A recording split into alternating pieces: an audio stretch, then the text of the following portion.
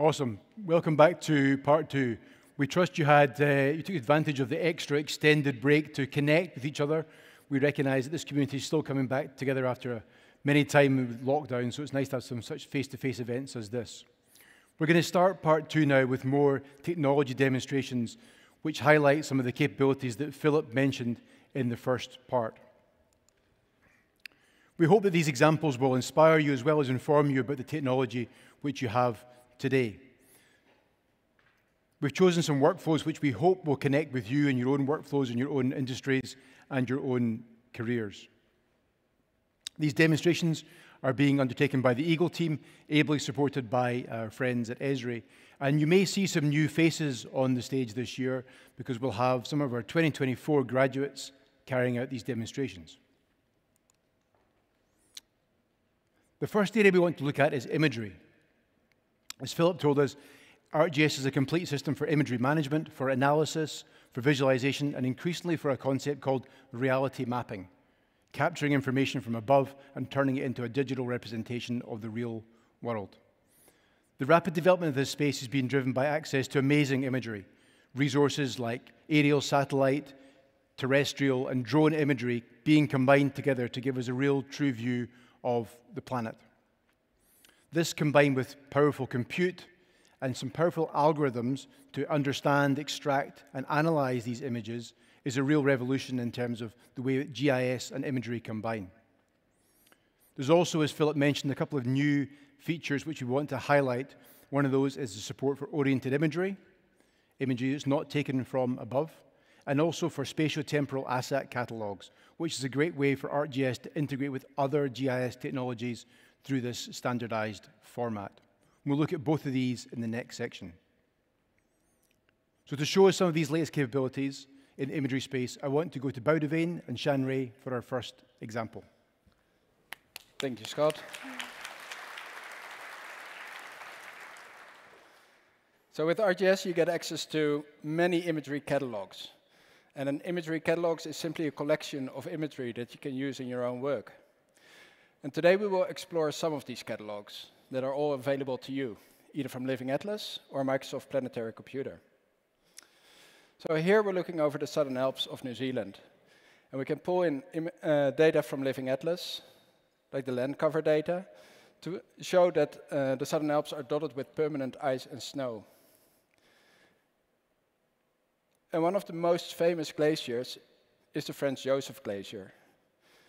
And the combination of this imagery and the elevation layer really makes the scene come to life. But we can also use real-time analysis in this. So for example, we can create an elevation profile and just go from the top of the glacier all the way down. And then we can see that this glacier descends to around 600 meters. But as with all glaciers, the size of it changes over time. And interestingly, in recent years, this glacier behaved a little bit differently than other glaciers around the world. And we can track this using our next catalog. Let's take a closer look at Franz Josef Glacier by using the data from the Microsoft Planetary Computer. This is a massive data set with multi-petabytes catalog of global environmental data that all of you have access to today. You can access this in ArcGIS Pro using the new stack connection, but how can we use it to detect change throughout time? One of the datasets in the Microsoft Planetary Computer is Landsat. In ArcGIS, we can filter the date on time, extent, and attributes like cloud cover. Here, we have seen all of the images for Franz Josef between 1990 to 2024, with a maximum of 30% cloud cover. I have added selection of images to a multi-dimensional mosaic dataset. This allows you to easily select one of the images from the dataset to track the change from 1990 until now. So what this mean is we can now visualize and analyze 34 years of Landsat imagery in just one dataset without downloading the imagery. As Baldovan mentioned earlier, Franz Josef Glacier behaved a little bit different compared to other glaciers around the world.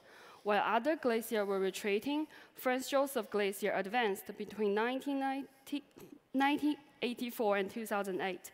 We can see this in our satellite imagery. In 1990, the glacier is visible here on the left. And by using the swiping tool, we can observe that by 2008, the glacier had advanced by 400 meters. Having access to stack connection are very powerful for many topics of analysis. Now let me introduce you to a new catalog. And that catalog holds information or imagery for New Zealand. Gestoorte te Whenua, or LINS, has made over 400 datasets available in a public AWS S3 bucket. And using ArcGIS Pro or ArcGIS, we can connect to this data. And there's current imagery, historic imagery, and imagery captured for specific events. Let me show you an example of what you can do with this. So by managing all this imagery in a mosaic dataset and then publishing it as an image service, we can now go anywhere in New Zealand and see what imagery is available in the S3 bucket. So here for Christchurch, for example, we can see all the datasets that are available. And here we can see the most current imagery. But I can also pull in imagery from 2001. And then we can clearly see the impact that earthquakes can have on communities. Another catalog that I would like to highlight here is NearMap. And NearMap captures 14 urban areas in New Zealand up to twice a year. And here you can see the latest council flown imagery that you saw in Jess's demo as well, where the Takina isn't quite finished yet. But with NearMap imagery that was flown in April of this year, we can see that the Takina is a little bit further done and in a state that we are now here. So we have a great source of imagery available in New Zealand, public. But this premium catalog can really help you add to this imagery when currency is important to you. So this aerial imagery is important for many workflows, but there's another type of imagery that can be crucial in times of flooding. Flooding can cause serious damage, but getting imagery isn't always easy around those events because of cloud cover. In September 2023, Southland experienced heavy rainfall causing floods. Here's the Esri Sentinel-2 Imagery Explorer. We can see there are massive cloud cover. But with the new Esri Sentinel-1 Explorer, we can now explore imagery that use active radar to see through the cloud. This is very useful for New Zealand, the land of long white cloud Aotearoa. Here we see the water body visualized using the water index from the Sentinel-1 imagery from before and after the flood. We can perform interactive detection to visualize the area of change, allowing us to filter and highlight the most impact zones. Those flood zones can then be analyzed to identify affected properties. After this event, another type of imagery was captured as well, photos taken from helicopters and on the ground with phones. It's called Oriented Imagery Catalog, where it allows you to manage and find those images quickly and easily. A big thanks and shout out to Environment Southland for those images. They captured this imagery using ArcGIS Quick Capture with Oriented Imagery layer enabled during the Southland flooding event in 2023. Here, we see the 3D scene view. Those dots indicate where the imagery has been captured, and by clicking on the area of interest, we can view the footprint and use the navigation tool to find the best images that covers the same location. We can also click on the thing in the photo viewer, zoom into the imagery for better looking at the surrounding area of the flooding event. And we can see the footprint is moving while I was zooming. Managing many inspection images will be challenging, but using Oriented Imagery Catalog can make it much easier to organize and view the imagery.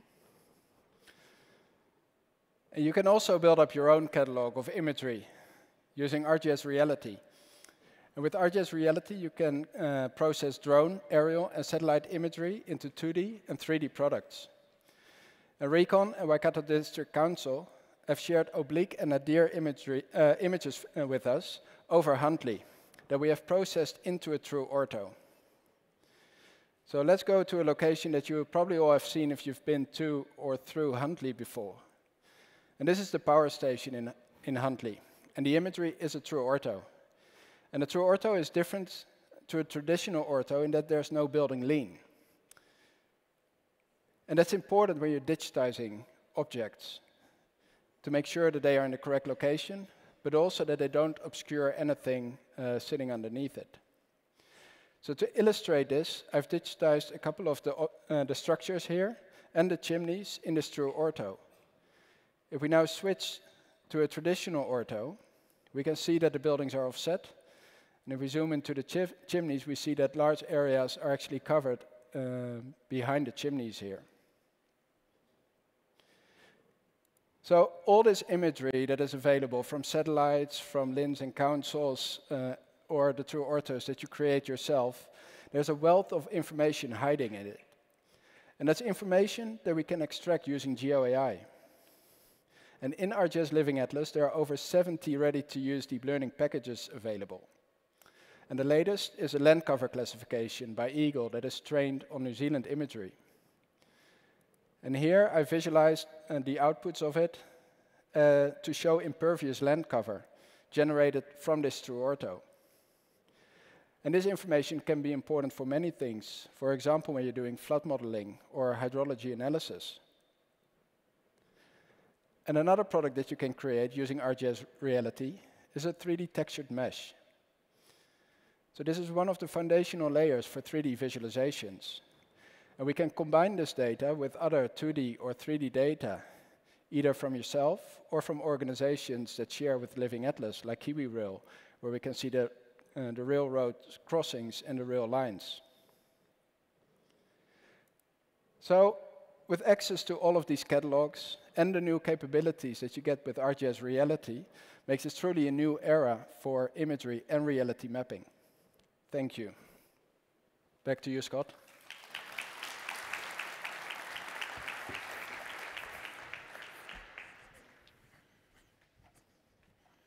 Thank you very much, Boudewijn and Jean-Ray. So how cool did Huntley look in those 3D images, right? If you've been to Huntley, it's brought to life as its digital twin. I want to quickly recap some of the technology you saw in that example there. So we used the New Zealand imagery base map and the elevation layer as the basis for some of those demonstrations. And then we used the profile tool. So it's a lovely tool to be able to measure on top of that elevation basis, whether it's a glacier or a building or a street. That stack connection we talked about, that's a really interesting tool. It's now baked into ArcGIS Pro and allows you to connect to a whole bunch of rich imagery-based resources. It's at the touch of a button. In this case, talking to the Microsoft Planetary computer. A couple of instant apps, and then looked at the oriented imagery and then that Sentinel-1 Explorer. Finally, thanks again to Recon for sharing their great imagery for that reality capture example for Huntley. So our world and the things within it change over time, and our data has to reflect these changes, whether they've occurred over centuries, years, months, days, or even seconds. ArcGIS supports time within its applications and data models, and Esri is continuing to support this temporal perspective in many different ways. At the rapidly changing end of the spectrum, Esri is creating the next generation of real-time visualization and analytics tools with its on-prem GeoEvent server and its software-as-a-service ArcGIS Velocity. And many of you are using these tools right now to consume your own real-time or near real-time feeds of information for visualization, analysis, and alerting. These are particularly useful when you want to connect to sensors with a very easy 2 or 3 clicks. So with this time in mind, I now want to ask Mia and Edward to show us some examples of time-enabled data at different scales and how the latest ArcGIS applications, including Velocity, can be used to consume, analyze, and understand them. Edward and Mia. Thanks, Scott. Here, we're looking at the iNaturalist observations. The iNaturalist open dataset is one of the world's largest public datasets with photos of living organisms containing over 70 million captured graphics. Now we can look at how the data looks like for New Zealand. One of the methods to access this open dataset is through public S3 repository, which can be easily accessed after connecting to the data store. The Living Atlas team has further simplified the access by hosting datasets as feeds that updated monthly, drawing directly from the AWS Open Data Connectors. The feeds are now then available to all of our users around the world by just doing drag and drops, and you can start using it for your needs.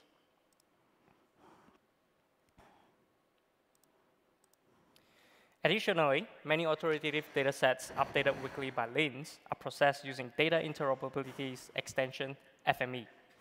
Those datasets serve as a cornerstone for supporting various types of analysis that we do daily. To see how our eager content teams uses ArcGIS data pipelines for content management in a daily basis, I will pass it on to Mia. As a content engineer, I'm constantly uploading and updating layers for you all to enjoy in ArcGIS Online, using a variety of workflows, mixing automatic and manual approaches. Recently, an old workflow broke, which created the great opportunity to utilize ArcGIS data pipelines to update the feature layer more frequently and with fewer hiccups. I brought the data in using a CSV download URL from Data New Zealand and used a filter here to remove any features that didn't have coordinate data. I then created a point feature class using the Create Geometry tool from the filtered values.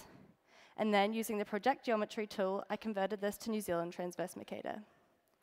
Since we already have a New Zealand Schools directory layer being utilized in your maps, we wanted to prioritize updating that same source layer rather than creating a new one. To do this, we use the Update Fields tool to update the field names from the data source to match the fields we've already created in this data set. And finally, to complete the data pipeline, we set the output to replace that data. We then scheduled a task to pull the data and run the pipeline every day, updating that New Zealand Schools directory. So without having to lift a finger, we now have that school contact and enrollment numbers updated daily for you all to utilize. Edward's now going to show you some shaking layers that are updated within a minute of an earthquake happening.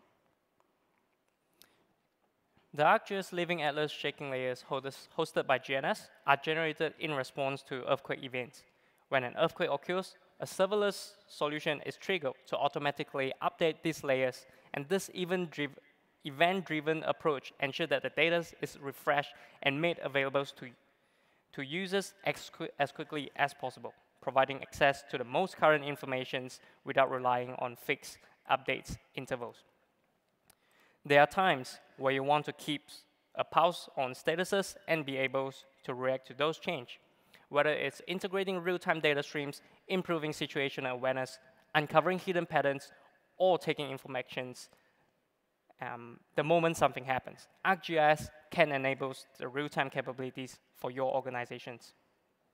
ArcGIS Velocity in ArcGIS Online and soon coming to ArcGIS Enterprise allows us a single place to consume these feeds and make them available to users as streaming web services. Using ArcGIS Velocity, we can connect to stationary sensors like river gauges and moving assets, including events that just pops up. There are many sources in many different formats that exist across New Zealand and South Pacific. These are contributing to some of our most important missions across predator-free search and rescue and climate actions, but often the challenge is getting this all into one place.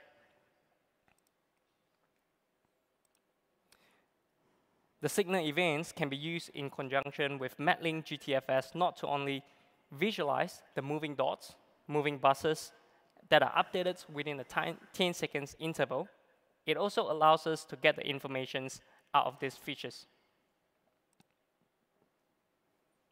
We can also do real-time analysis in ArcGIS Velocity to filter features by attributes or geometries to highlight the buses that happens to be in the close proximity with the reported events from signal platforms.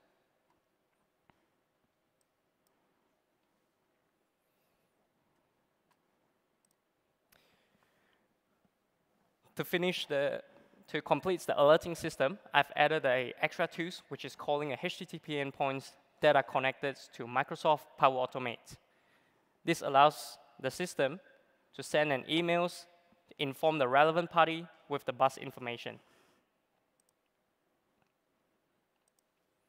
The outputs created in Velocity can be used like any other layers across the platform, showing near real-time in 3Ds, and it's even easier with the new layers refresh intervals.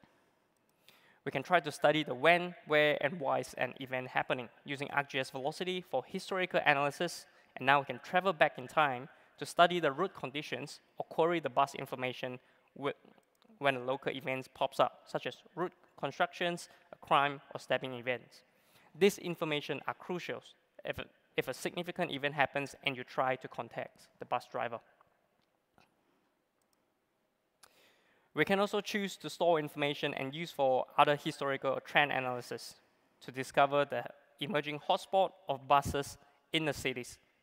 With just 1 week worth of data, we've already collected millions and millions of bus locations. And doing big data in Velocity is just simple. Here, we're looking at the analysis to calculate the chances of hopping onto the bus, and it's on the full capacity and don't have any vacancy. Snapping the bus features to the network, which is Linz New Zealand routes addressing. We can define the time and dates that we want to do analysis on. And then we can calculate the chances of hopping on the bus that's full. The result of this analysis gives us a user-friendly maps that indicates the chance that you are not being able to hop on the bus during weekday morning rush hours just because the vehicle has arrived at its full capacities or only have standing space. This result will be useful for the end users and also the publics, and also the team that manage the networks of all the city plannings. So my question is, what sensor could you bring into ArcGIS? With that, I'll pass it back to you, Scott.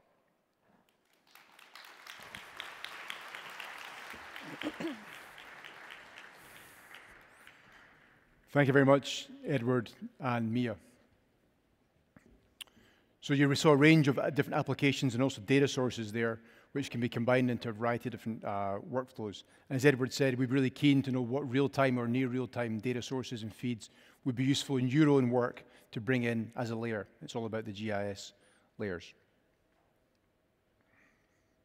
If you want to learn more about any of those applications, just to reiterate, please come and see us downstairs on the Eagle stand in the expo. So we've looked at how time brings a valuable perspective and dimension to geographic data. But of course, the dimension which we've already seen in all of the examples so far, by the way, is the third dimension. In terms of 3D GIS, as Philip mentioned, Esri are continuing to work across the platform to improve 3D data creation and editing.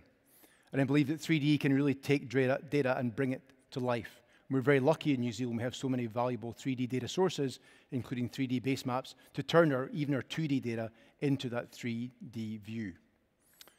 As more and more data becomes available in a 3D format, the applications too are evolving to take us into the world of this third dimension for data visualization and for those valuable insights.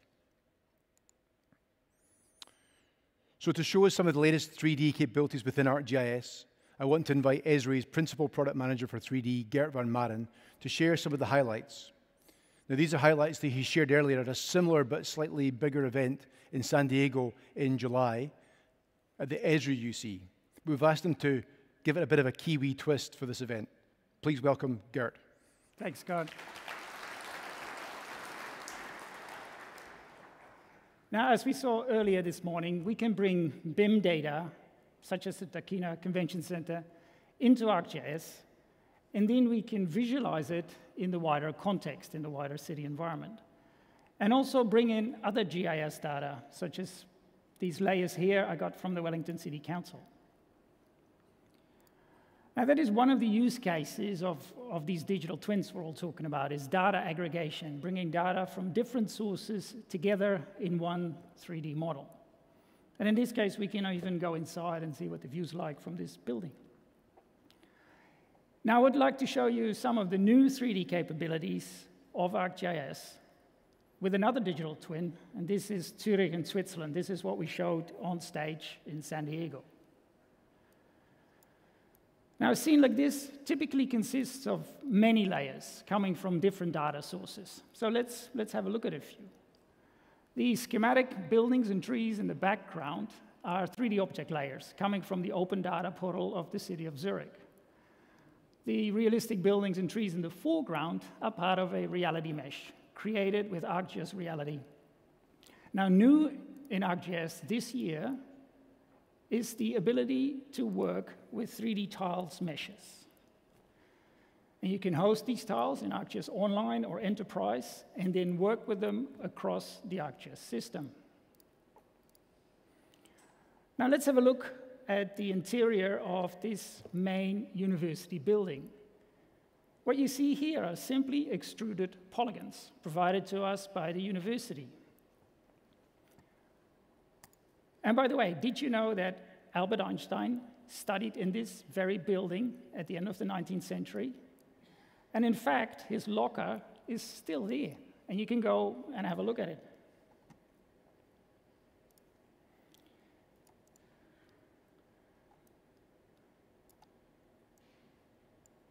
Now, as I mentioned earlier, we can bring in data from the design and construction industry, such as BIM data.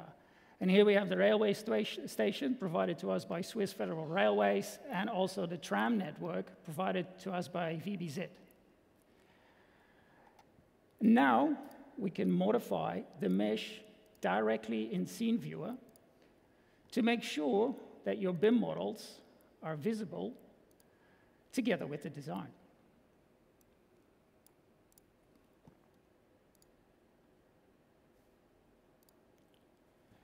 We can also bring in point clouds and show them together with the BIM models. Now, this allows me to check the accuracy of the as-built against the design.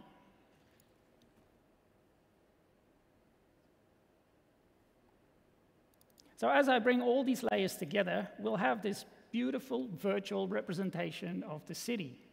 But it is still a static model. So when we add time to the model, it comes alive. and we can, for example, explore the past. These are buildings with construction dates, and using the new time slider in Scene Viewer, we can see how Zurich developed over the last 7 centuries. We can also go back and look into the future, I should say. And in this case here, we're simulating a real-time event. What we're showing here is a custom application that uses ArcGIS velocity to simulate how people move through spaces when evacuating after a fire alarm. And you can see how they move through the stairways, down the corridors. And this really can help with training emergent responders and improve their situational awareness. So here I have my digital twin. Now let's look at a number of use cases of how we can use it. Educators can offer indoor-outdoor wayfinding to students and visitors with ArcGIS indoors. You simply enter a start location and an end location, and the app will calculate the best route depending on transportation mode. And then we can view this in 3D to better understand what to expect. For example, the changes in elevation or other potential barriers.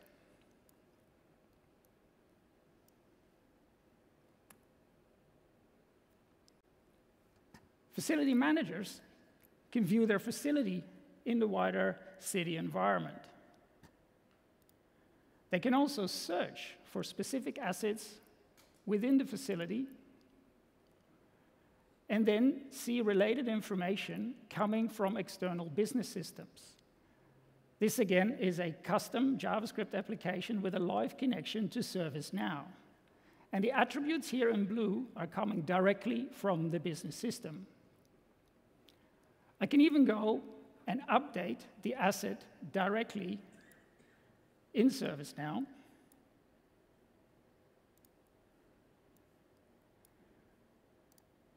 And when I change, for example, the cost, let's say here the cost is now 20,000. Change it to this amount and save. Now notice the cost here in the scene viewer that updates instantly, showing that we have a live connection from the business system to our 3D scene.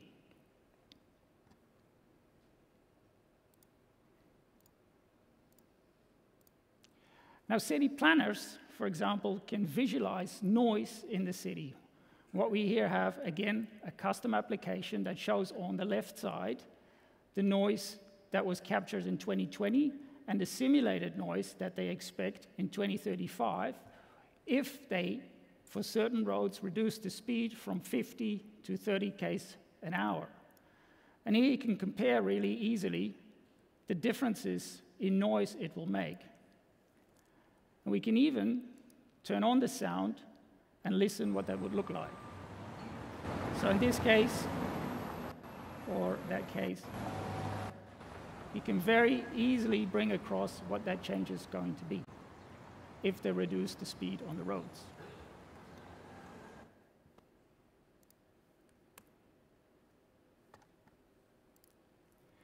Now, city planners, of course, also can plan and visualize proposed developments in the city, such as what you see here.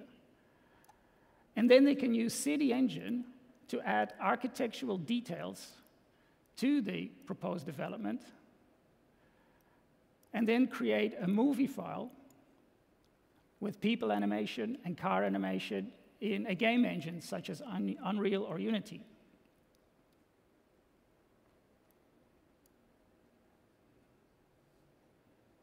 Now, Scott gave me another couple of minutes, so the cool thing is I can show you some more stuff. And these are things that were left out from the San Diego demo because of time limitations. We don't have many time limitations here, so we can show a bit more. So there's other data you can bring into the digital twin. We can also go underground, and we can, well, it's underwater, and we can model the bathymetry. And then we can even go further down and model the different soil types if that data is available. So in this case here, we have borehole data, and then we use ArcGIS Pro to do 3D interpolation to give us an idea of the soil types under Zurich. This is also a use case, and this is more about maintaining your digital twin. So what we have here on the left side is a mobile application. So somebody went out in Zurich with a phone and scanned this artwork on their mobile phone. And then they saw, hey, there is a bit of graffiti on that particular artwork. So what you can do now is you can upload that model directly from your mobile phone to a scene layer in the cloud. And on the mobile phone, you can geo-reference it, position it, and rotate it in place. And then you save that model to your scene layer. And then when you go back to your digital twin and reload the layer, the data will be there. So this is a way of, capturing your assets out there with a mobile device and bringing it back. Then another bit we didn't get to show in Zurich was about tree management. So ArcGIS has many solutions freely available for download. One of them is the tree management solution. And these are a number of apps that allow you to really manage your trees within your city. Now in this case, what it has a field map app where you can go in your city and check the status of all your trees. Let me get it right. So then when you make your changes in the mobile app and set the refresh rate in the layer in Scene Viewer, we'll see the updates instantly occur in Scene Viewer when I make changes in the field map. So somebody in the field now is checking that tree, seeing that that tree has died. They hit save, and then the scene will automatically update because we set that refresh rate on the layer. So this is also something new that was released this year. And then another bit that we didn't get to show in San Diego is that Experience Builder now has a building widget. So that really allows you now to build apps like this, where, again, that same building that we showed with the ServiceNow connection is now in Experience Builder, and I'm able to filter building statistics by floor and also see asset statistics by category, and also search for specific assets within this 3D model. So this is new in Experience Builder.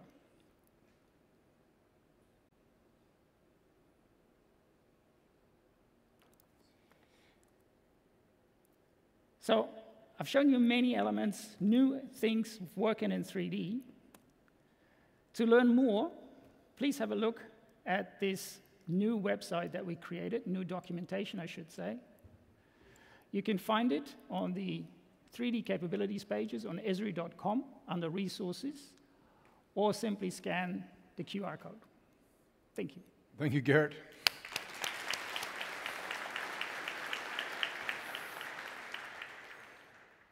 So what we didn't get to show in San Diego was 20,000 people's loss and your guys' gain. So as you saw, the capabilities in 3D are ever expanding. We're excited about what you can do with them in your own environments, with your own data sets, including capturing ugly lizards in Zurich if that's your game. Or maybe it's maybe a more useful workflow as a real asset. So you saw the ArcGIS Online, you saw the Scene Viewer, you saw a custom web app based on the ArcGIS Maps SDK for JavaScript, which is a really powerful way to build your own custom applications on top of the ArcGIS system. GIS provides a means of bringing science into our own data and workflow through the concept of maps. This science can often take the form of sophisticated analysis, and this is an area which differentiates GIS from maybe simple mapping applications. As we heard from Jack and from Kathleen earlier on, our world is under increasing pressure and is changing more and more rapidly. By incorporating science-based climate change models into our work, this allows us to understand the potential impact of these changes in a geographic context.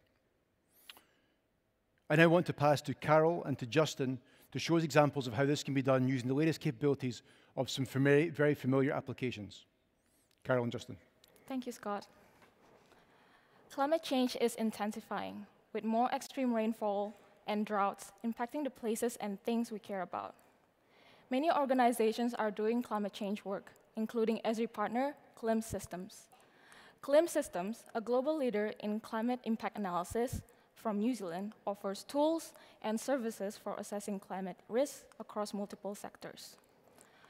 One of their key offerings is the Slim CLIM ArcGIS Pro add-in, which brings climate change data into ArcGIS Pro, the world's leading desktop GIS tool.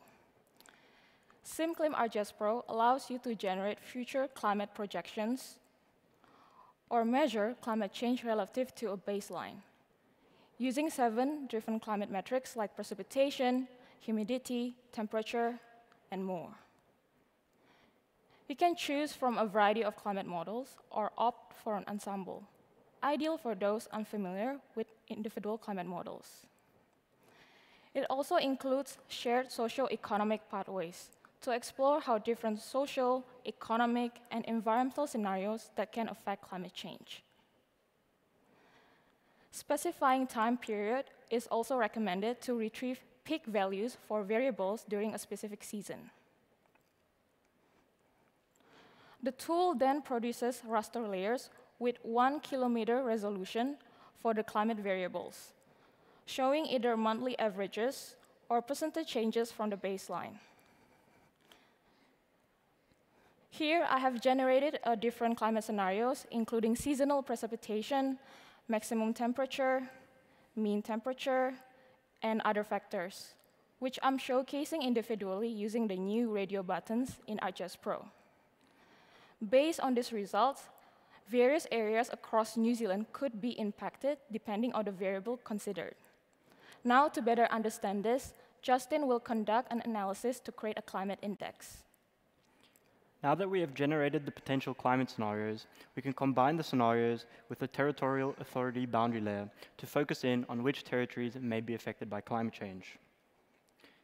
By using the zonal statistics as table tool, we can generate estimated climate values within each tier zone and produce tables. We can then join those tables to the territorial authority boundary layer. I've also used the geo-enrichment service to add in demographic data from Stats New Zealand's 2018 census data. This enables us to not only see the areas that may be affected, but also the people. Now that we have the join layer, I would like to visualize how the scenarios could impact these areas. Using the new ArcGIS Pro AI model's semantic search, I can find the best tool for the job. I need an index score considering all my variables in my joined layer, so I'll search for calculate a score with multiple variables.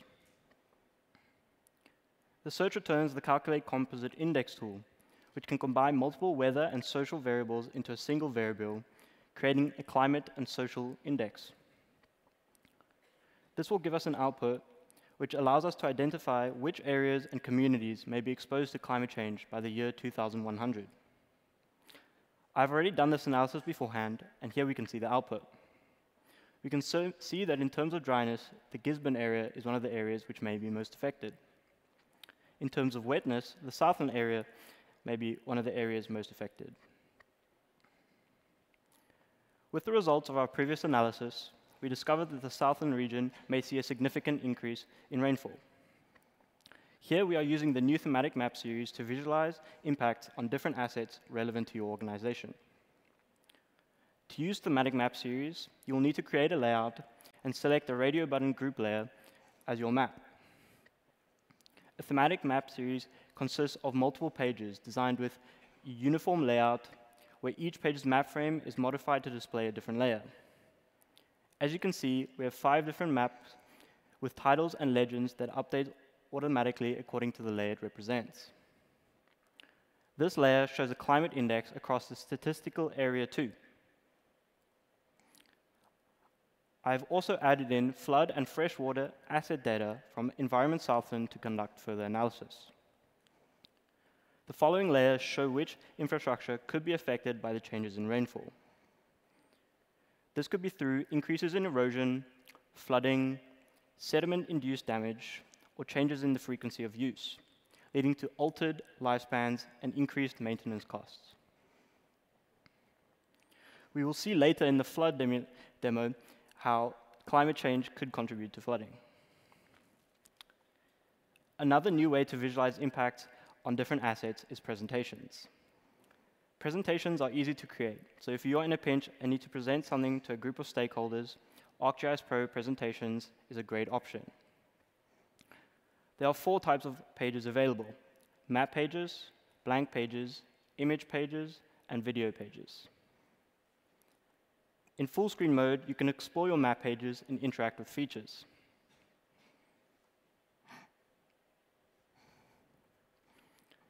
You can also add text, images, or shapes to any page to build a narrative and highlight key aspects of your data. You can also add transition effects to enhance the experience when moving between pages. Presentations can also be shared as PDFs, videos, images, or online. We have looked at a few ways to visualize our analysis, and for our next one, Carol will be looking at an ArcGIS online solution. Let's take the climate change insights from ArcGIS Pro to the web for interactive exploration. Here, I have built a Climate Change Explorer app using Experience Builder and out-of-the-box widgets. This app allows you to explore different climate scenarios. The Map Layers widget lets you search, reorder, and toggle between layers in real time. The Add Data widget enables you to add more additional climate scenarios, or even your own assets data, to quickly assess their potential climate exposure on the go. The Analysis widget now includes over 200 raster tools, expanding your ability to perform in-app analysis. The next page shows climate index across New Zealand, down to territorial authority and suburb level. It features histograms, bookmarks, legends, and the enhanced Future Info widget that now supports multiple layers. So you can compare the climate-only index with the climate and social risk index, which factors in vulnerable communities into the index calculation. Now, the last page is dedicated to the freshwater systems, showing climate change exposure to rivers, watersheds, catchments, using freshwater data provided by NIWA. Use the List widget to search for specific rivers. Once selected, you can seamlessly switch to a 3D scene for a more immersive view, which is now also enhanced with 3D base maps. So by combining GIS tools with interactive apps, we can better understand complex data, explore future scenarios, and support decisions to mitigate climate change impacts on the places and things we care about. Thank you.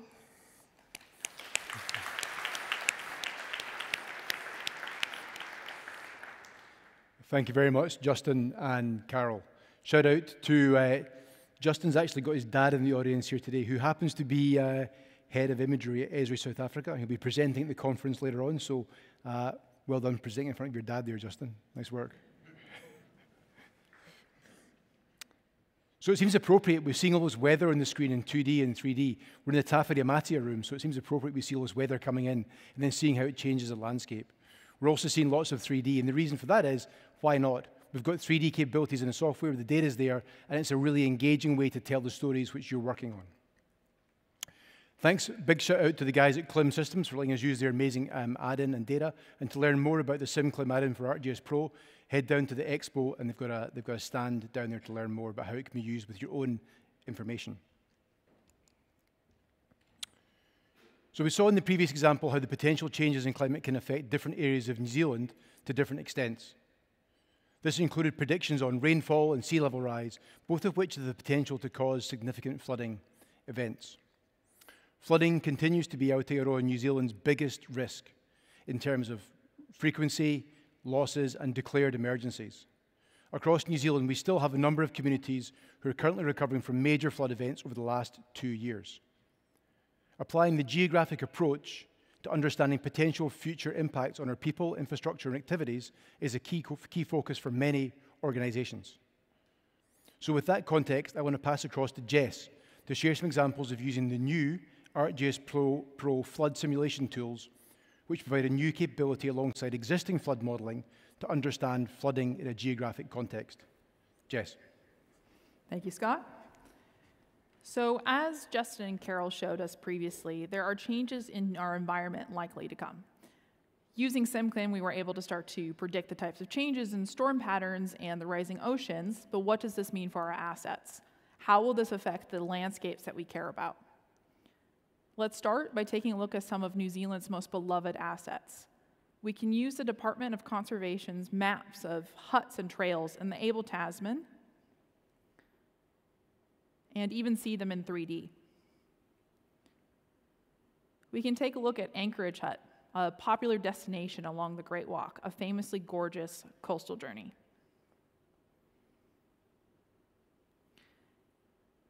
If we open up our Pro project on the coast, we'll start our story with the same dock hut service. In the latest update of ArcGIS Pro 3.3, we have a brand new tool to aid us in geodesign and simulating real-world scenarios.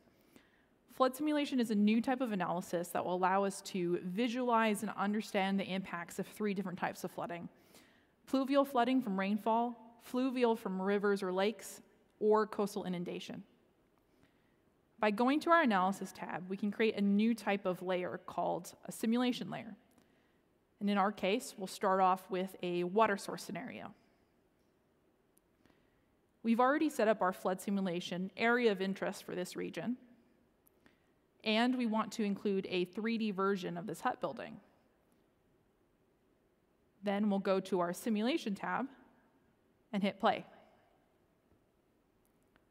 We can mimic the rise of the ocean using our own set water sources and simulate the slow rise of the ocean along the coast to see what would happen.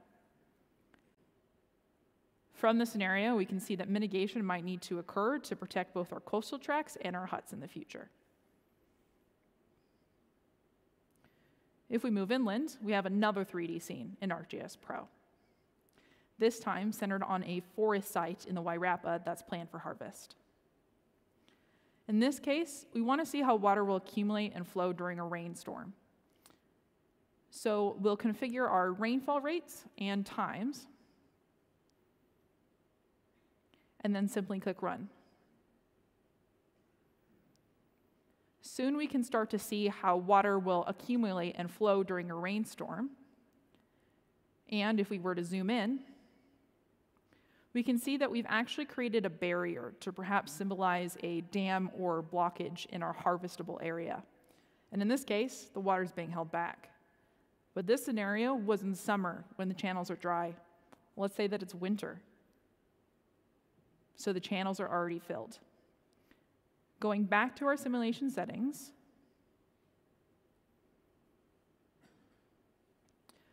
we'll include a water depth raster to represent this starting point and run it again. If we zoom back into our barrier, we can see pretty quickly that this dam would get overrun in a winter storm and likely take debris from our harvest down to the channels below. We can also change the symbology from water depth to flow rate instead.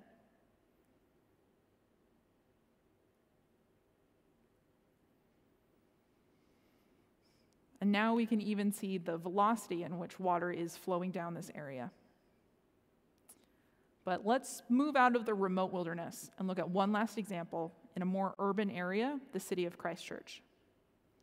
The Avon River has been prone to flooding ever since the 2011 earthquakes damaged the land. Christchurch can experience heavy rainfall events, and the area is subject to sea rise effects since the Avon is also an estuary, as we can see here, with a flood depth raster thanks to NIWA, which shows the extent of flooding from extreme sea levels associated with a 1 in 100-year event, depending on the predicted amount of sea rise. But this is all well known to the locals, and preventative measures were already taken by the creation of the red zones and removal of those buildings at risk of flooding. Flood simulation allows us to create what-if scenarios, So let's see what could have happened if those buildings were never removed.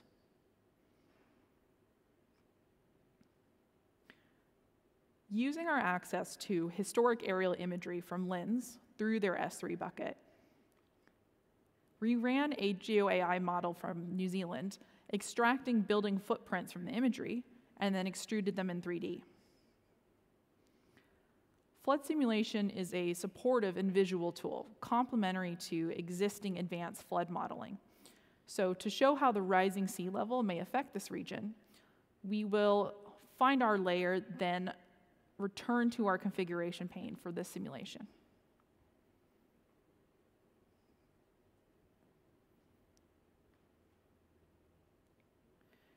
And we're going to use one of the lowest predictive sea rise level scenarios from NIUA, just 10 centimeters.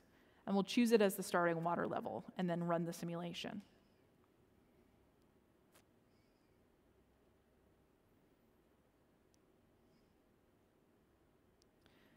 Now, if we zoom into our buildings,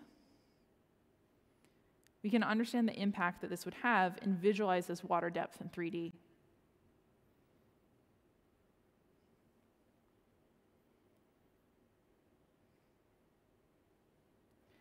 We want to see what would happen in an extreme rainfall event next. So now we want to consider different surface conditions, like roads or forests, which would change how water flows on the ground. Using another New Zealand GeoAI model, we found the land cover classifications for this area and calculated infiltration rates for the different surface types. Now, if we return to our configuration pane,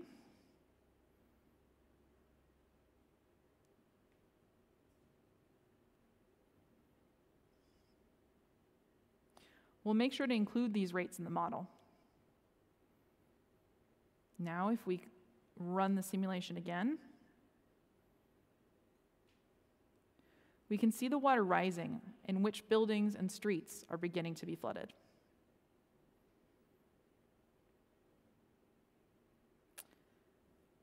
Whatever way we ran our simulation, let's share what we discovered by publishing our results to ArcGIS Online.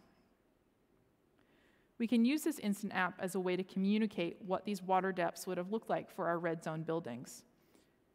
Here, where the water depth is 25 centimeters,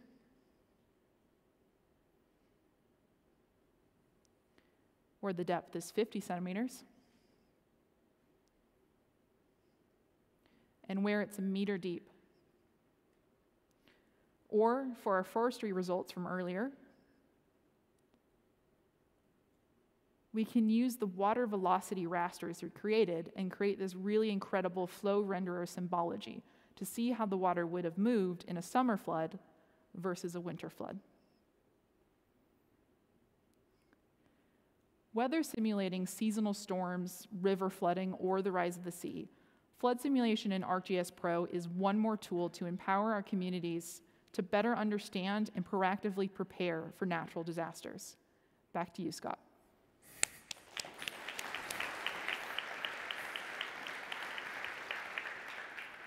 Thank you very much, Jess.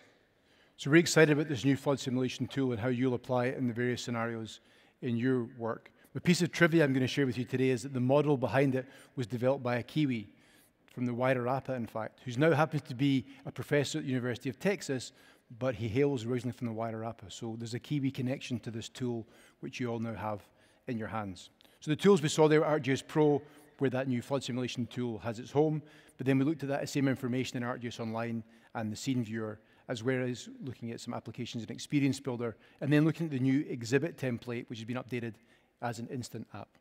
Thanks again, Jess. So before we move on to our next topic, I want to make sure you're all awake. I'm going to get 2 quick questions for you. Number 1, hands up if you use GIS. Okay, that's a good test. You're awake and you're in the right room. Okay, let's keep your hands up. Go on. Keep those hands up. Keep your hand up if you also use Microsoft. Okay, that's a pretty overlapping Venn diagram, I would say. So you're also in the right room.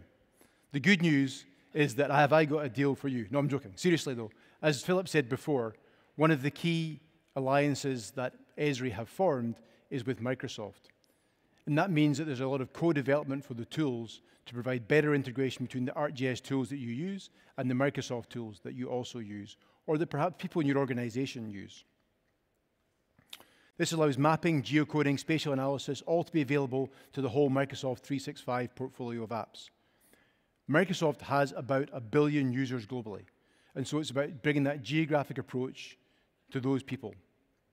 We're also proud, as you heard before, that Microsoft has chosen Esri as their spatial provider for the new Microsoft Fabric, their SaaS solution for analytics. So to show us some of these integrations, what it looks like in the flesh, I'm going to pass over to Ed and to Mia for some quick demonstrations. Thank you, Scott. So many organizations using ArcGIS also use Microsoft for the majority of their day-to-day activities, as what we've just seen with the show of hands proves. Did you know that both of these systems can be used and connected simply and easily to geo-enable every workflow, every meeting, and everyone? So I first want to respect our roots. Traditionally, our organizations have received and used geographic content in a variety of mediums. Firstly, sharing products as hard copy maps. Then evolved and moved on to sending these as attachments. The same goes for data, from notebooks of measurements to requesting these extracts as spreadsheets. So these methods are all still valid for specific scenarios, but imagine GIS being accessed in real time within systems, used for all the other workflows and tasks our organizations use on a day-to-day basis. So for many of you in the room today as geospatial specialists, your journey may have already started using an interface like this, virtual desktops hosted on Azure AD. On Azure. Not to jump ahead, but for others, Azure AD may serve as a single sign-on or a multi-factor authentication mechanism, and you're using Microsoft already for this. But aside from increased performance, load, and meeting some of our security controls, how ArcGIS and Microsoft work together may not have been visible to the rest of us in the office who don't have GIS in their job title. So let's see how, using the latest in ArcGIS for Microsoft 365, let's see how that geographic approach can creep its way in to every workflow, every task, and every activity. So let's set the scene. Every year, New Zealanders test their readiness for a natural hazard event. Registrations open a couple months out, and they provide an ample opportunity for engagement over homes, schools, and businesses, and individuals to see if they're ready. So let's see how GIS, integrated within a planning team, can help aid this event to be as successful as possible. So registrations for this event have been coming in thick and fast. And these cover a wide range of different organisations and in-case schools across the country. Excel is that common tool used for many workflows around tabular data, and it really is an essential and accessible go-to for many quick data-related tasks. An updated experience of the ArcGIS for Excel interface brings a refreshed and revitalised set of icons for different activities that involve a map without leaving Excel. So let's see how some of these can work alongside our registrations. So I have all of our registered organisations in the spreadsheet. I'm going to show you first of all how both of these can work together with both a linked map and table interface. I'm going to perform a simple filter task, just to filter to a specific school of interest. The map filters based on my spreadsheet selection, and from here I can move this over to a few columns I've prepared earlier that will hint at what's to come, being able to perform analysis from directly inside Excel.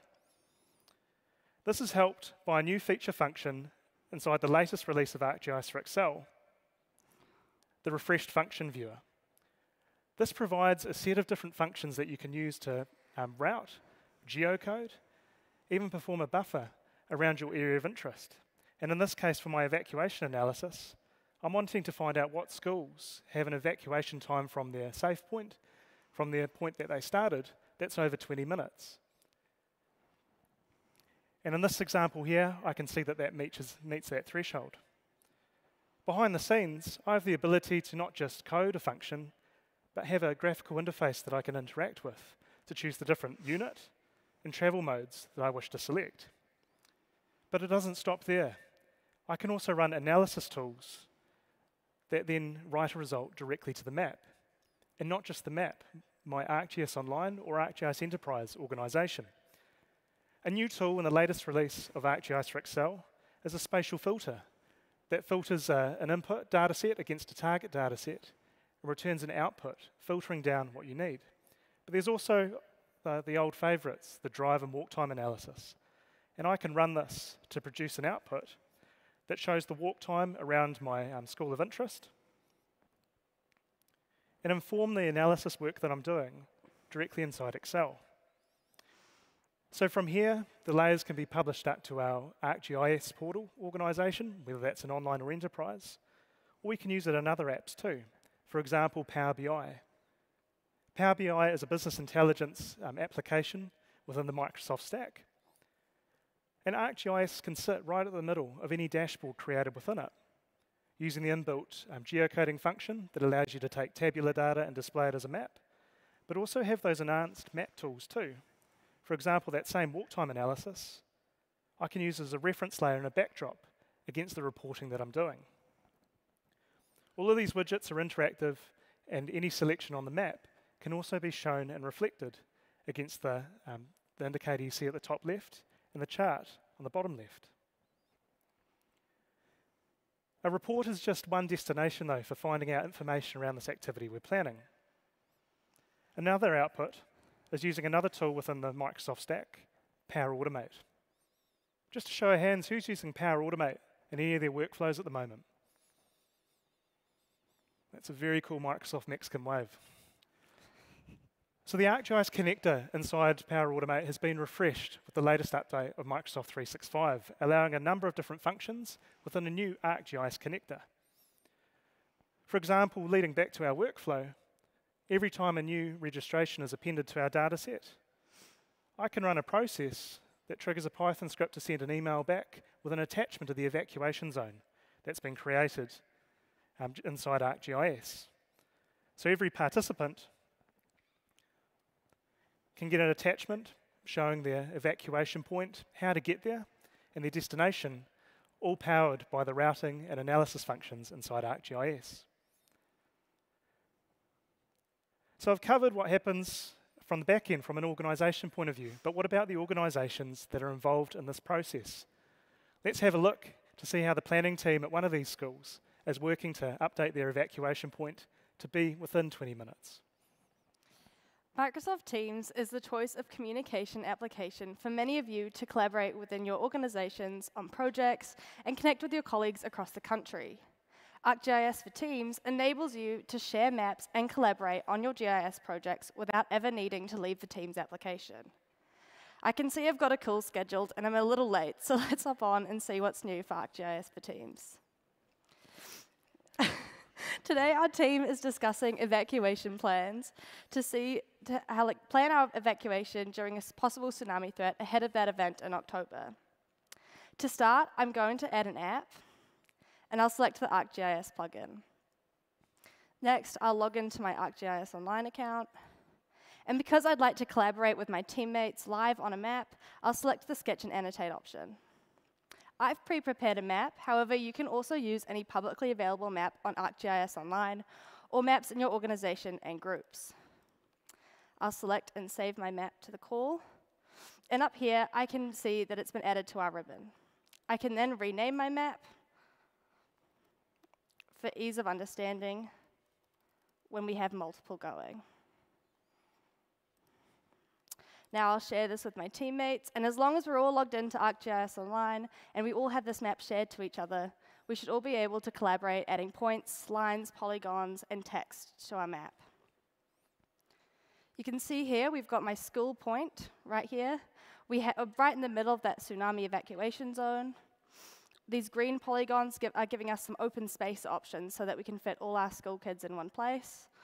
And this pink polygon is that 10-minute walk time that we discussed earlier.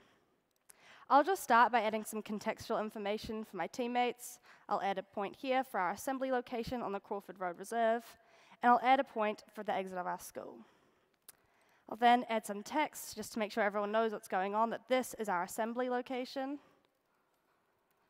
And once I've done that, I can hand over to my teammate Ed, who's going to add some possible evacuation routes. Now that that's updated, I'll save this to our web map. And if I want to share with my other teammates who may not have been able to make this meeting, I'll copy and share that link out. I'd also like to give some extra contextual information to some teammates. To do this, I'm going to add the plus button and select ArcGIS again. I'd like to see what other schools may be nearby during a possible evacuation event. So I'll use the keywords New Zealand and schools. And I'll add the New Zealand schools directory. And as you can see, just like that, without ever needing to leave Teams, I've been able to search for, share, and collaborate on my ArcGIS maps. So whether you're planning your school's evacuation or organizing an outreach program across New Zealand, there's at least one way to geo-enable every workflow, meeting, and everyone.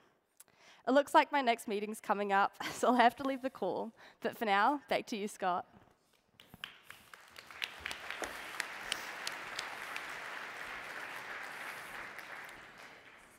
Thank you very much to Ed and to Mia for that. So we saw just 3 applications there, but there are others that have got that ArcGIS to Esri, ArcGIS to Microsoft integration to support different workflows and different user needs.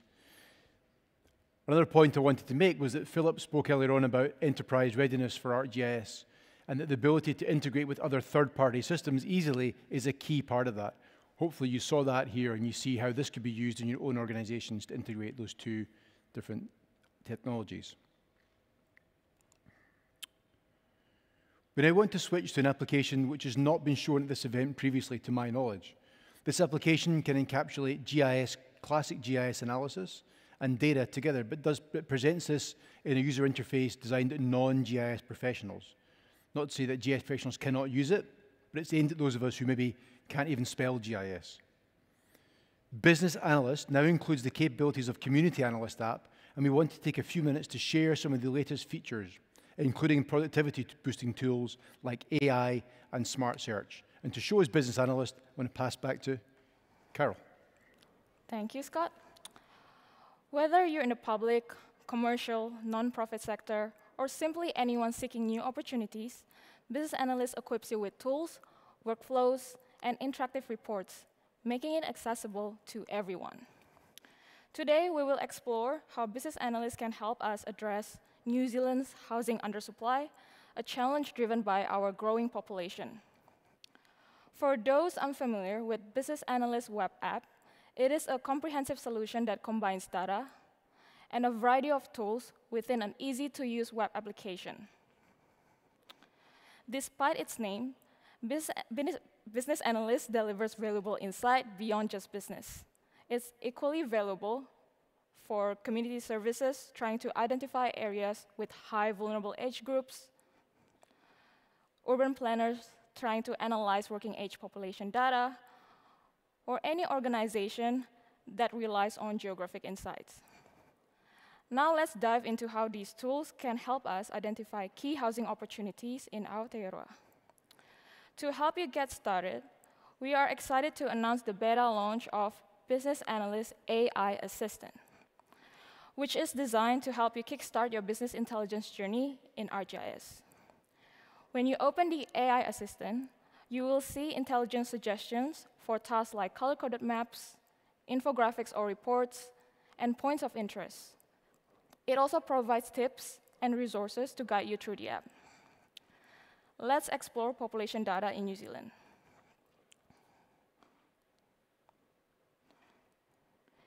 The AI Assistant suggests a report and a map.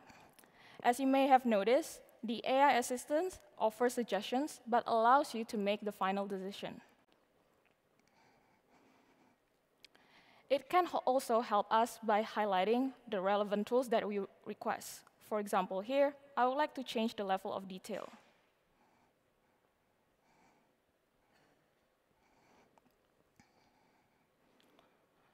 When adding new variables, you will open the new data browser along with demographic data from the 2018 Stats New Zealand census data. Beyond the built-in data sets, you can also incorporate custom data. In this case, I've incorporated the 2023 New Zealand census data. You can even create custom variables as well, like calculating the population change between 2013 to 2023.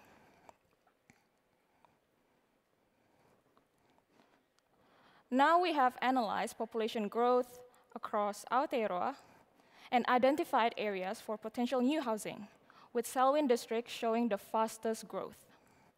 Next, we will determine the best site for new housing development. How do we identify the optimal location? According to the Selwyn District Council's frequently asked question page, there is a strong emphasis on promoting housing diversity within existing urban areas rather than expanding into farmland. Imagine our property developer has identified 4 candidate locations within these areas, which I have imported into Business Analyst web app from an Excel spreadsheet. Now, to find the best location, we will conduct a suitability analysis workflow. This tool assigns a score to each location based on multiple variables. For this analysis, I've created a custom list that focuses on housing opportunities, including variables like population density, dwelling sizes, and key services like schools, supermarkets, hospitals, parks, and bus stops. And these data are sourced from Living Atlas and Canterbury Maps open data, so you can easily substitute your own local data into the analysis.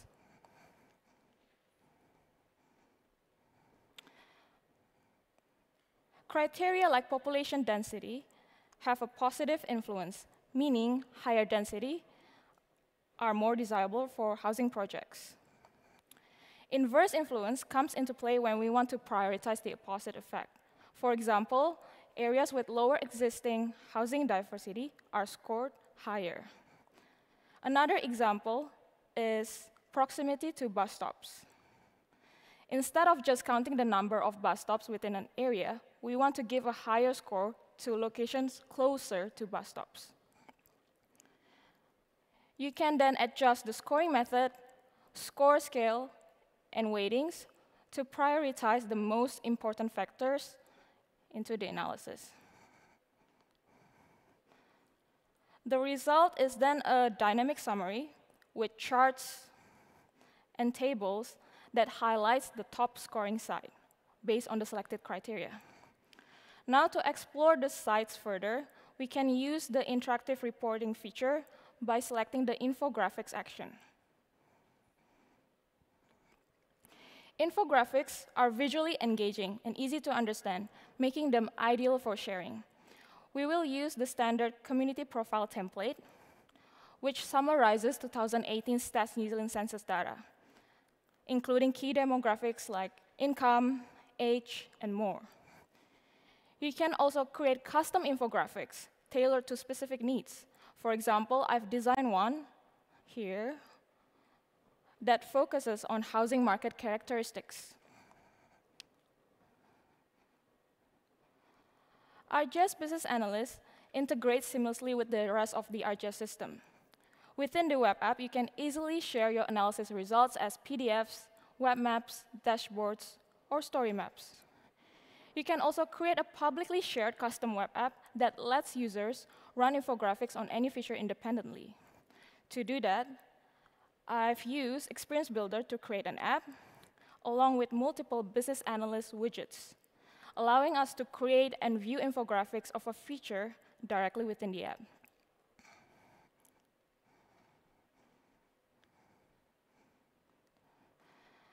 Business Analyst helps you understand anything, like housing demand and other trends at any scale from local to national or even global scale. By combining powerful map analytics, intuitive reporting, and seamless integration with the rest of our ArcGIS system, it helps you to discover new opportunities. We look forward to seeing you how you apply these tools in your organizations. Thank you.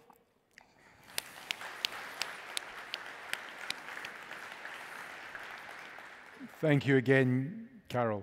It's really nice to see how the Business Analyst app itself can be used. But then alongside that, you can take those capabilities as widgets and do it inside Experience Builder for a more customized experience.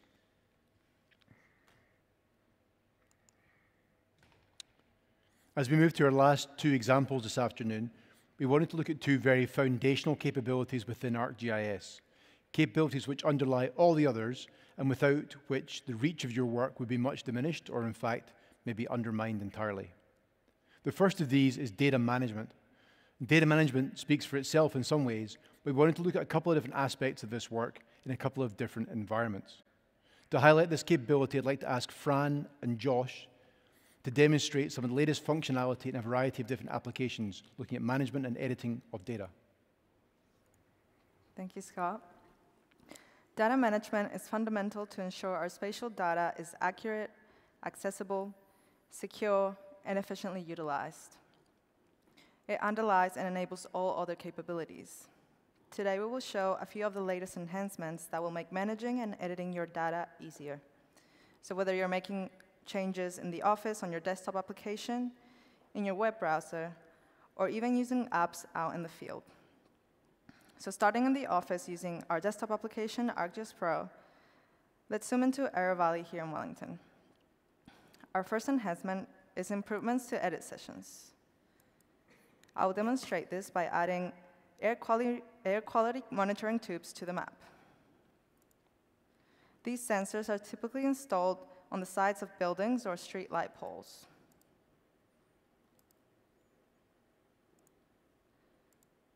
And now with the new Snap chip, you can easily digitize assets based on the set values of another data set, like building floors.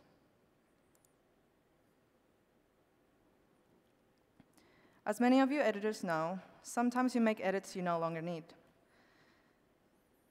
In the latest release, you can now discard edits made to non-version datasets. Next, Josh will show us a new data management tool. Cool. So first off, a special thank you to Wellington City Council and Wellington Water for making Wellington Water's utility network data public through an open data portal. And we'll be using this data to demonstrate a few more capabilities. So in this map, we can see the potable, storm, and wastewater pipes, as well as potable water hydrants. The importance of documenting and digitizing these networks cannot be overstated, as it supports the safety, efficiency, and effective management of infrastructure. And a key part to efficient data management practices is to make sure your data follows standards and catches attribution important to the business. And with the new Generate Reports Schema Report tool, reporting your data schema just got easier than ever. So for those who knew the X-ray feature, this is an enhanced version. So since I have the correct permissions, not only can I view the schema in Excel, but I can make edits too. So let's see how this looks in an Excel file. So users are often managing very complex schemas in Excel, like this one, where you can see the various data sets and their attributes at a quick glance. But as projects evolve, sometimes new requirements arise, and the original schema might not accommodate new types of data or relationships. So let's insert a new row here and create a field for inspection dates.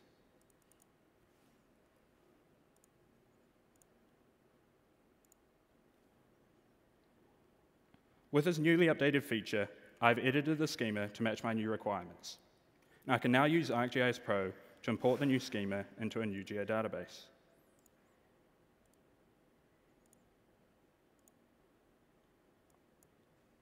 Those were just a few of the new enhancements in ArcGIS Pro. Now I'll pass back to Fran to show what's new in web editing. ArcGIS Web Editor is a new web application that complements the advanced capabilities of desktop editing.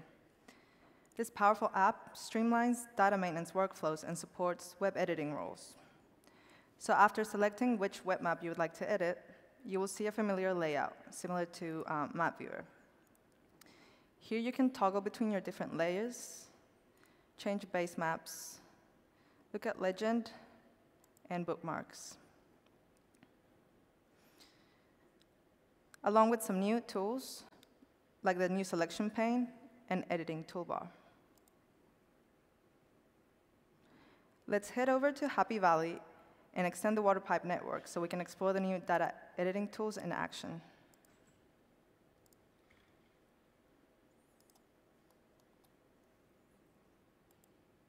I will start with the line drawing tool. Enable tooltips.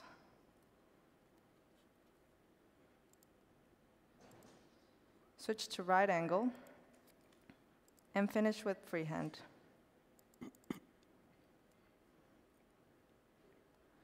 Once completed, you can use the smart form to quickly fill out the pre-configured attributes to help ensure data quality. However, it turns out the pipe was measured in the field by maintenance crews to be a different length. So let's use one of the over 24 shortcuts to quickly switch to split mode. So I'll split this feature.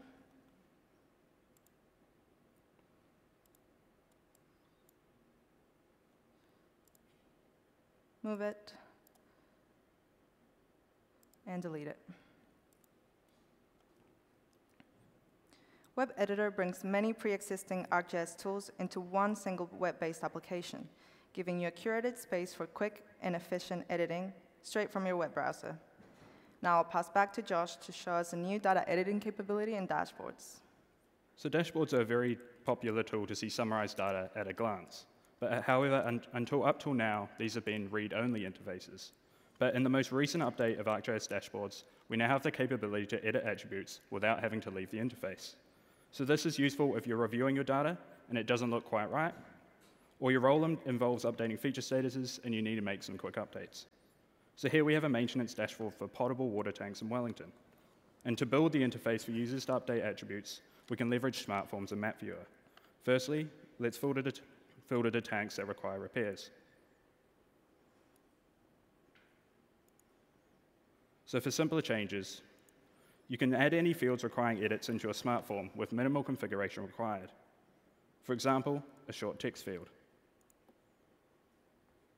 We can also leverage SmartForms further to create accessible editing workflows.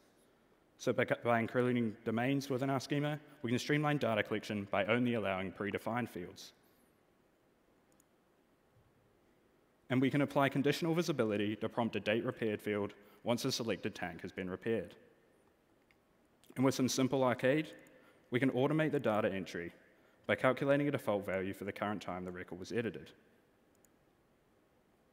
So this workflow shows how new dashboard editing, in combination with SmartForm capabilities, can make data collection quick and easy. I'll now pass back to Fran to show further editing capabilities that can be used in the field.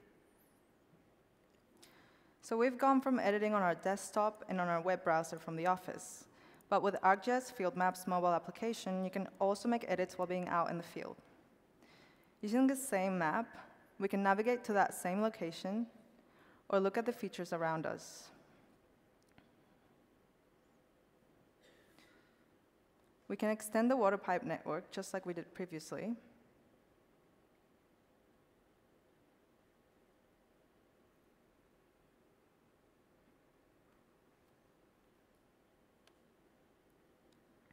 Or we can edit existing features.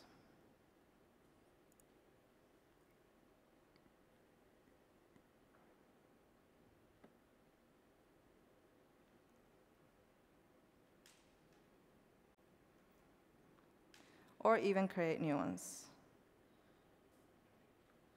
So here, I'll create a water hydrant inspection.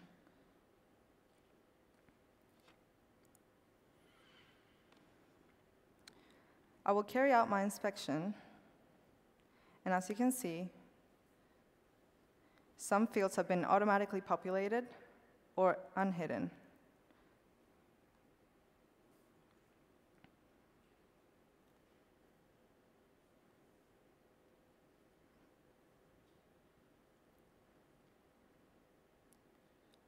So I will quickly fill out some fields.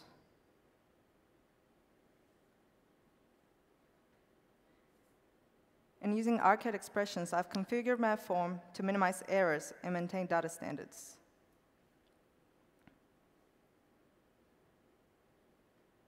Once completed, I'll just click Submit. All the edits have now been updated, and Josh can now access all the work I have done without me having to step foot in the office. So it turns out I've messed up, and I've accidentally deleted a pipe layer that was critical to this project I'm working on. But not to worry. In the most recent update of ArcGIS Online, the long-awaited recycle bin is now available. So within 14 days, any layers you delete can be recovered from the recycle bin interface. So those were just a few of the latest data management and editing enhancements and capabilities in ArcGIS Pro, web applications, and field applications. Thank you. Back to you, Scott. Thank you, Josh and Fran. The recycle bin, sometimes it's the little things that count a lot. So as I hope you saw, data management comes in many forms across ArcGIS, whether you're managing data, editing the schemas in Excel and re-importing it, or managing your data across in the web tools. For our final example this afternoon, we want to look back to something which Jack emphasized right at the start. That one of the most powerful aspects of ArcGIS is the ability to use our information to share and collaborate with others, whether it's with other people in our organization or whether it's people outside our organization or even publicly. We've already seen this in a number of other examples, but I now want to ask Fran to take us through some of the key ways to share and collaborate using ArcGIS and maps, including some new capabilities in this space. Fran. In this room, there are many organizations across many sectors that work both individually and together, bringing in their own information, their own data, and creating and editing layers. But what sits behind it all is the technology. We will explore what collaboration looks like in ArcGIS, ranging from different scales.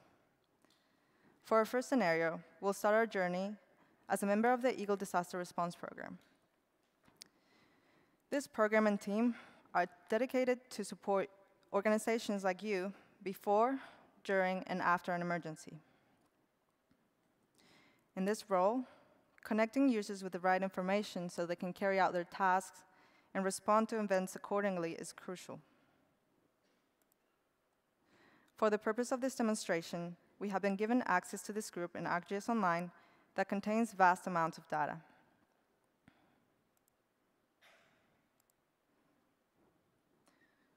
We need this 111 calls dataset, and Fence has added it at our convenience. Here, collaboration starts at the group level. But what if we wanted to also contribute our own data to this group for other organizations to use? The collaboration mechanism in ArcGIS allows you to do just that. Partnered and distributed collaboration is based on a foundation of trust between the participating organizations and is motivated by common goals that support data access and sharing. With collaboration, you can go from sharing private data securely to collaborating securely, where every participant can send data and/or make updates and edits. In the Eagle Disaster Response Program, we often rely on publicly available data. And luckily for us, many of you are already using groups to extend the outreach of your data using open data portals with ArcGIS Hub.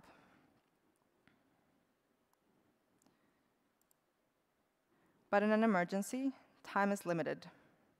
Having a mechanism that saves you time can not only prevent undesired outcomes, but it can save lives. So let's say we have just received an alert for an emerging cyclone in the South Pacific. For this scenario, we found these layers, identifying critical infrastructure, schools, and more. These can aid emergency services in the event. So for this, I will create a group.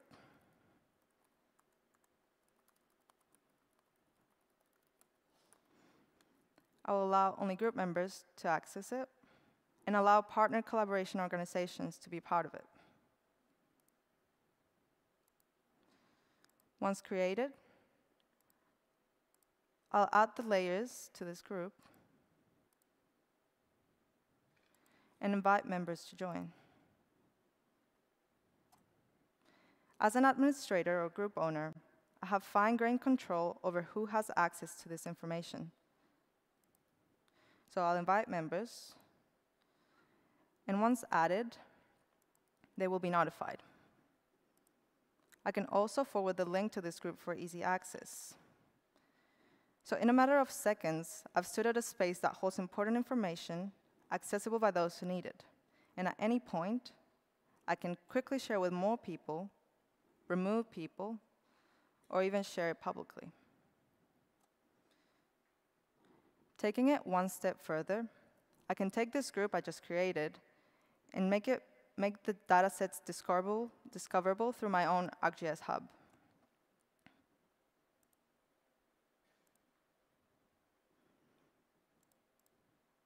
Which, as we know, is a great way to share data.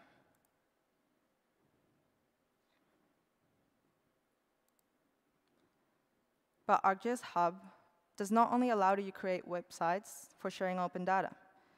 It can also include a DCAT feed for federating data with other databases, like data.gov. DCAT is a data standard that facilitates interoperability between data catalogs published in the web. They're often used by local governments to make their open data more accessible through search engines and third-party catalogs. But when it comes to sharing maps publicly or within your organization, one tool that opens up the power of GIS to non-GIS professionals is our web-based solution, Local Maps. Local Maps at version 3.1, being released later this month, has a new and improved interface. It allows you to share your own maps, plug in datasets from open data portals, and integrate with other systems like RAM. Here we have a road asset management map that provides information on road conditions and repairs. To add extra features at runtime, I can use the Add Data widget and bring in this parks layer that I found in an open data portal.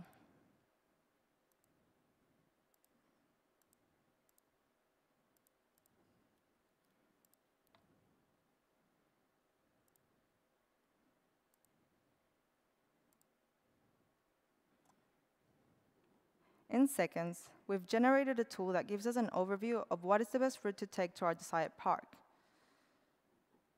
And with the print widget, we can quickly generate a PDF of our map to share with our stakeholders.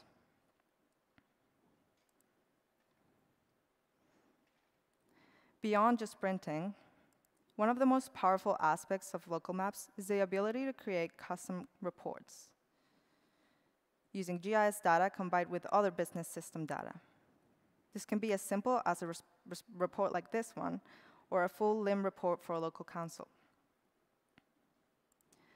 But going back to ArcGIS Hub, this is not a new technology, but its adoption is growing rapidly, both globally and in New Zealand. One recent initiative we wanted to bring awareness to using ArcGIS Hub Premium is the Pacific GeoPortal. In here, you can sign up to get access to free GIS tools, content, and training. You can start connecting with the wider South Pacific community and start contributing your own data and insights. The primary goal of this portal is to foster a culture of sharing and inspire users to innovate, generating solutions and outputs that directly tackle real-world issues.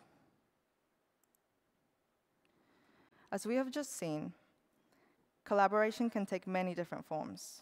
So whether you're sharing and collaborating with a few people in your organization, with a few external organizations, publicly with your community, or even contributing to a network across the South Pacific region, you can be a part of it at any level, using groups, using open data portals, using local maps, and ArcGIS Hub.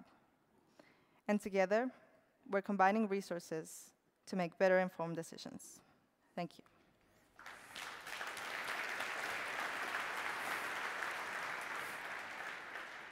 Thank you again, Fran. Some really nice examples of how we can use those workflows and apps to work with others. And using maps, we make sure that the right information gets into the right hands at the right time. So that brings us to the end of our demonstration component for this afternoon. The aim was to inform you and maybe inspire you in your own work to use these technologies to solve the problems which you all face day to day.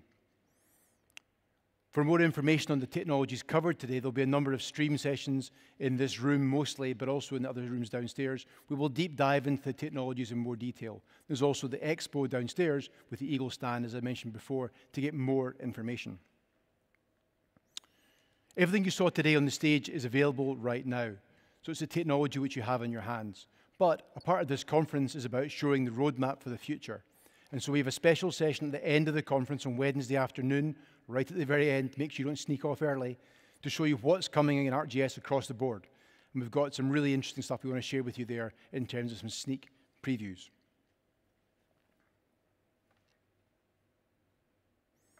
Before we move on, I just want to ask you all to maybe join me in applause for our presenters and demonstrations this afternoon.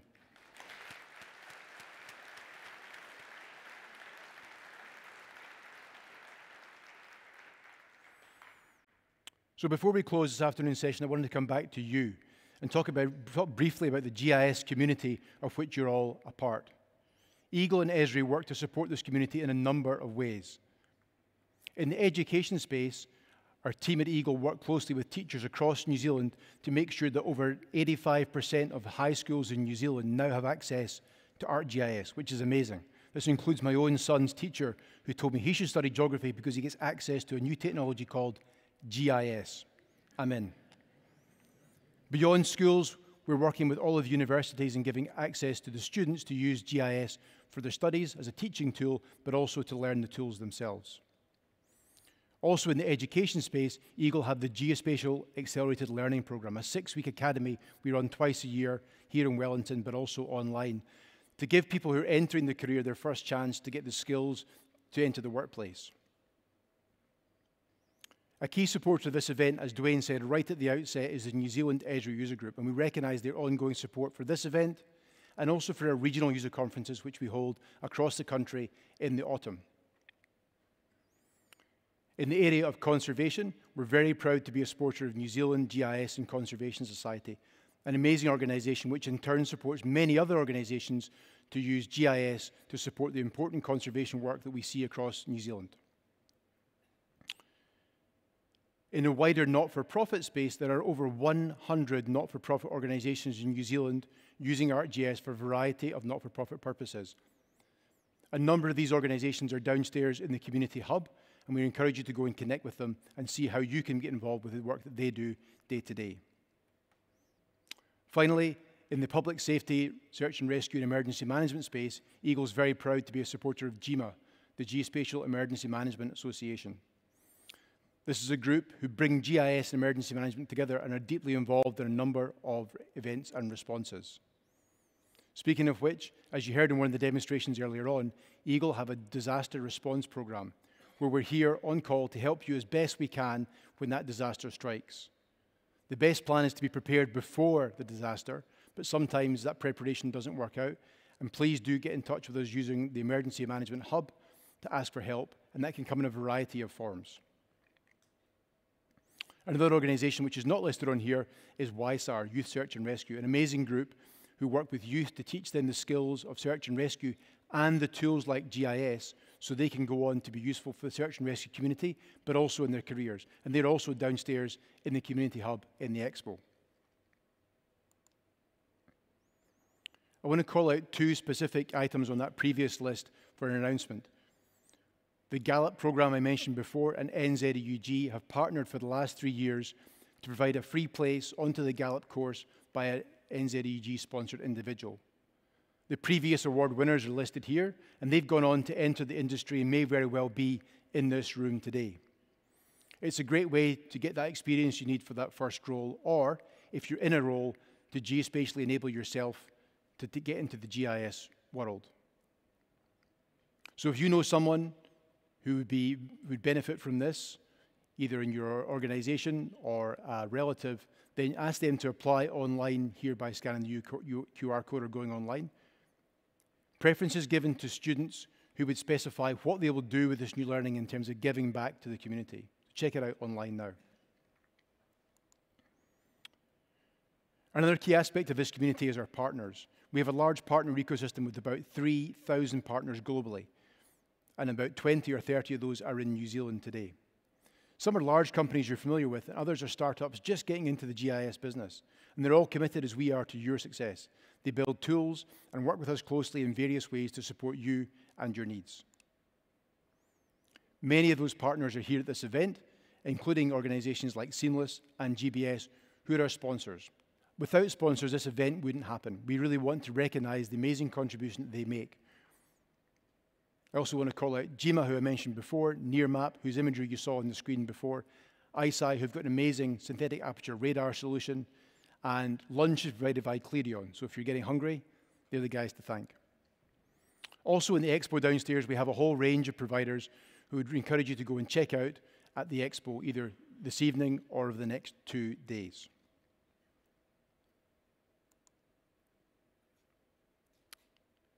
Finally, I want to talk a little bit about this conference itself and what's coming. As Dwayne mentioned, there's a gala dinner. If you haven't been to this event before, it's a big deal. When we say fancy dress, we mean dress up. And by dress up, we mean Pirates of the Caribbean. It will be in this room, which will be transformed from a plenary stage into an amazing Caribbean scene, and it starts at 6:30. So get on your best pirate ArcGIS, get the costumes out, and we'll see you there on Tuesday night. We'd also like to let you know that the story map competition is also still open until 7 p.m. tonight.